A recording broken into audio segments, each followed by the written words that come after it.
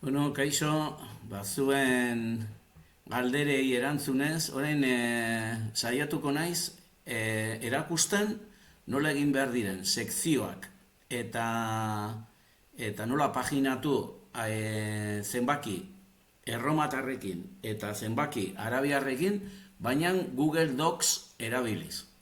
Saiatuko naiz dena grabazio bakar batean egiten eta jarraian eta ea lortzen dugun.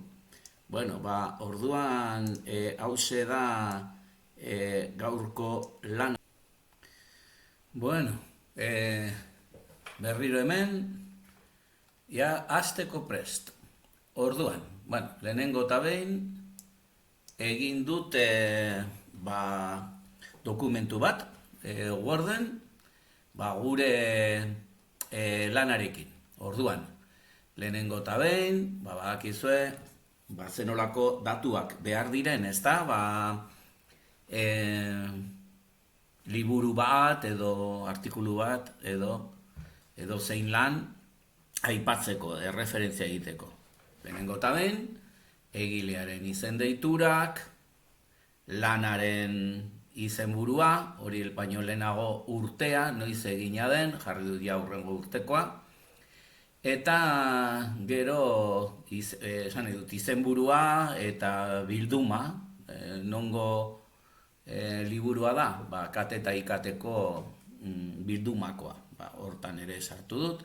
Eta gero argitaratzailea nor da, kasu honetan ni naiz argitaratzaile nagusia, orduan irakaslearen izena jarri behar da, eta argitaratzailea nagusia, Nafarroako Unibertsitate Publikoa, bere logoarekin, jar dezakezue logo bat, eta nolabait non argitaratua izan den Nafarroako Unibertsitate Publikoaren barruan. Kasu honetan, gure fakultatearen izena erantsi dut, eta graduaren izena. Bueno, orduan akta moduan edo izan daitekena, edo nik hau argitaratzen dut, edo honen arduraduna naiz.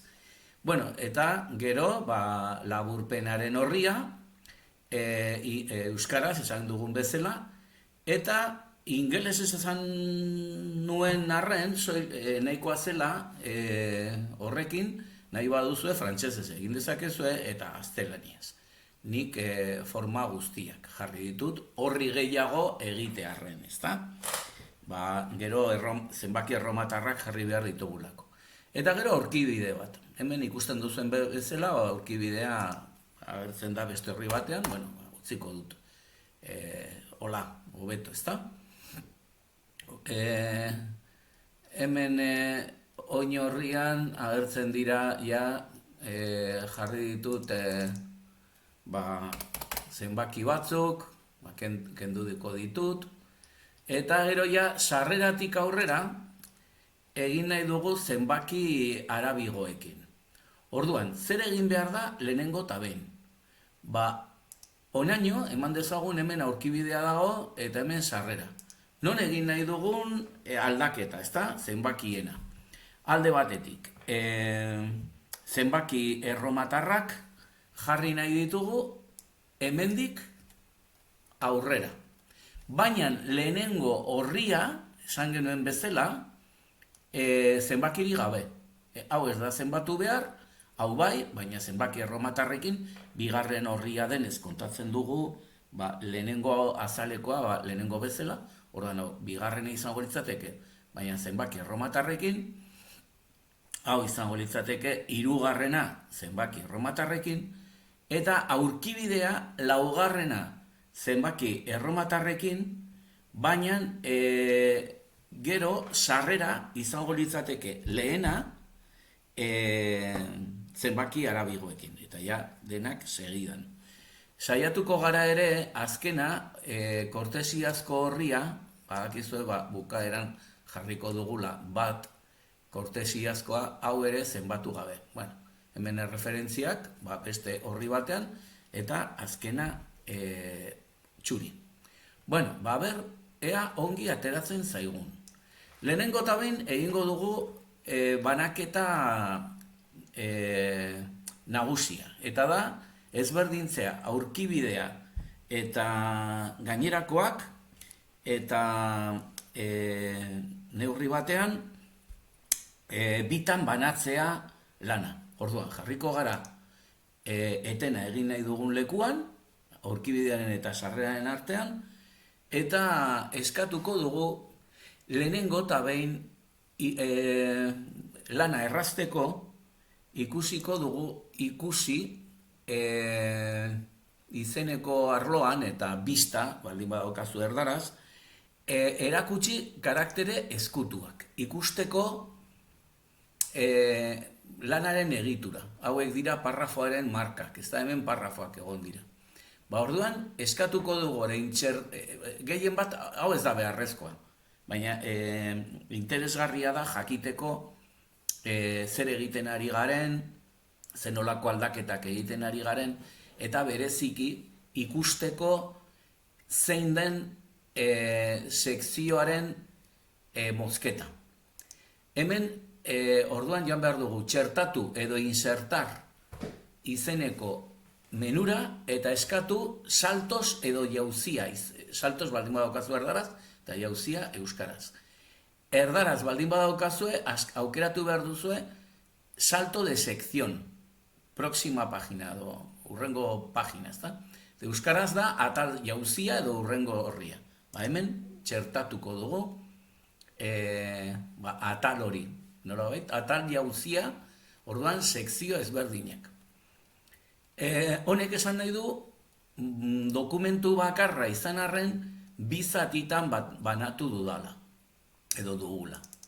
Hemen, klik eginez, bi aldiz klik eginez, edo oin horria eskatuz, agertzen da, hau dela, lehenengo atala, hau ere lehenengo atala, aurkibidea, lehenengo atala, baina begira zer gertatu den. Sarrera dagoen lekuan, ja bigarren atala da. Bigarren ataletik aurrera, hasiko gara zenbatzen, zenbaki arabiarrekin. Beraz, jarriko gara hortan, bigarren ataleko leku hortan, eta eskatuko dugu hemen horri zenbakiak jartzeko. Eta orduan, eskatu behar dugu atal honetan, bigarren atal honetan, hastea hasieratik bukaeraraino, gero aldatuko dugu ere azkena, ez da kortesiazkoa, nahi baldin baduzue, ez da beharrezkoa, ur dezakegu dena zenbatuta. Baina ikasteko egingo dugu ere kortesiazkoa zenbatu gabe. Orduan, hasierako hau izango da batetik aurrera. Hasten gara sarrera lehenengo zenbakiarekin. Ez dakit esan dudan, baina editore batzuk edo zenbait lanetan sarrera ere egiten da zenbaki erromatarrekin. Hemen egingo du arabiarrekin. Orduan, hasiera lehenengo zenbakiarekin, hemen aukera dateke 0 garrena, 1, 2, guk lehenengoa. Eta aplikatu. Orduan, hemendik aurrera denak daude zenbatuta. Eta egingo dugu autonomoa. Ze jartzen du lotu aurrekoarekin. Ez, kenduko dugu hori. Ez dugu lotuko aurrekoarekin. Bai? Eta orduan ze gertatzen da? Badugula. Beste hauek zenbatu gabe. Eta nire gomendioa da banan-banan egitea. Ze ez baitut ikusi, egon naiz, YouTubeen ere tutorialak ikusten, eta ez dago modurik denak segidan egiteko edo paginatzeko. Orduan banan-banan joan behar dugu. Egingo dugu hemen aldaketa bat eta jarriko dugu. HD txiki bat hartu izan dut, mugitzeko beste izkinera. Gauza batzuk izkutatzen ari nintzelako. Dakizuen bezala egin ditugu bi zati, batean bigarren ataletik aurrera sarrera eta lehenengo ataletik gora zenbaki erromatarrekin egin behar duguna. Orduan, orain uste dut dena ongi ikusiko dela, ze hemen lehen hau ez baitzen ikusten, egingo dut berriro, jarriko gara horri oinean, eta eskatuko dugu horri zenbakiak. Hauek dira sarreratik aurreragokoak. Aplikatuko dugu lehenengo zenbakitik aurrera, hau da, sarrera da 1, eta ja 2, 3, 4, 5 besteak hola. Eta hemen berriz, beste zati honetatik aurrera, gorago, aurkibidea eta laburpenak gelditzen dira lehenengo atalean. Eta honetan zer egin dut? Jarri ditut zenbaki erromatar batzuk nola eta orain ikusiko duzu. Esan dugun bezala, banan egin behar dira horriak, sekzioak. Lehenengo atal honetan, utziko dugu lehenengo horria ezberdina, hemen ezer ere ez jartzeko, baina ja hemen egin behar dugu beste sekzio bat. Eskatu behar dugu beste sekzio bat. Horri guztietan, lehenengoa izan ezik, jauzia. Atal jauzia edo sekzio jauzia. Euskaraz, atal jauzia. Hurrengorria. Eta orduan, ikusiko dugu, hau da lehenengo atala, gero, hemen bigarrena dugu, baina hemen ere egin beharko dugu beste atal bat,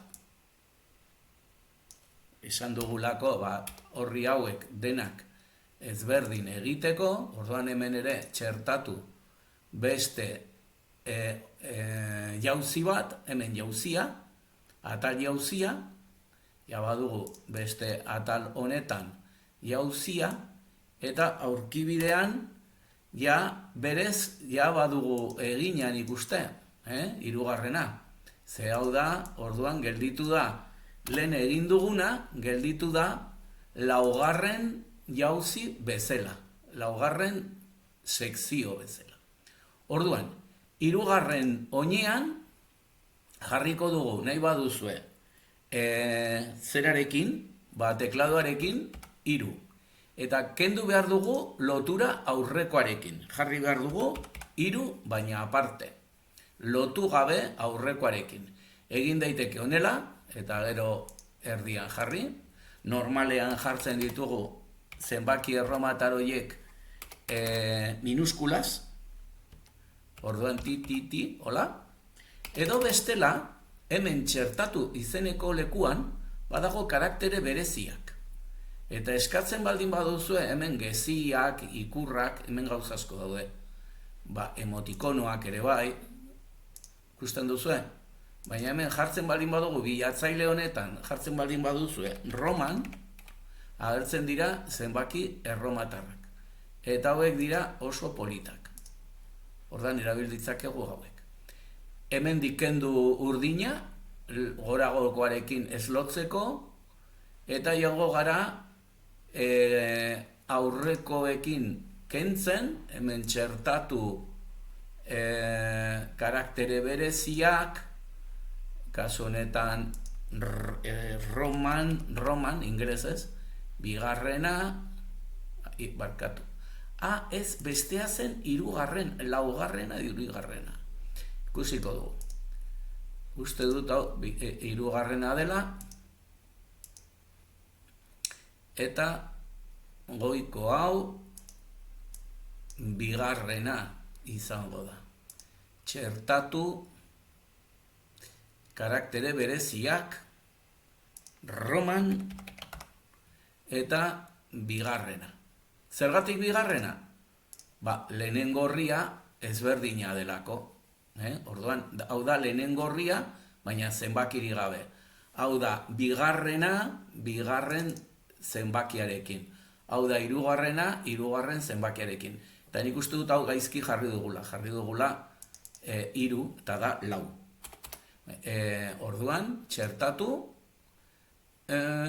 txertatu karaktere bereziak, hemen roman, Orduan, banan egin behar izan dugu, nekagarria da, baina honela egiten da erraz. Ez dut ikusi bestera batera egin daitekenik. Eta hemen berriz, zenbakiak 1, 2, 3, 4 horiek behar den modura.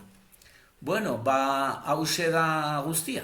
Hause da esan nahi nizuena, eta espero dut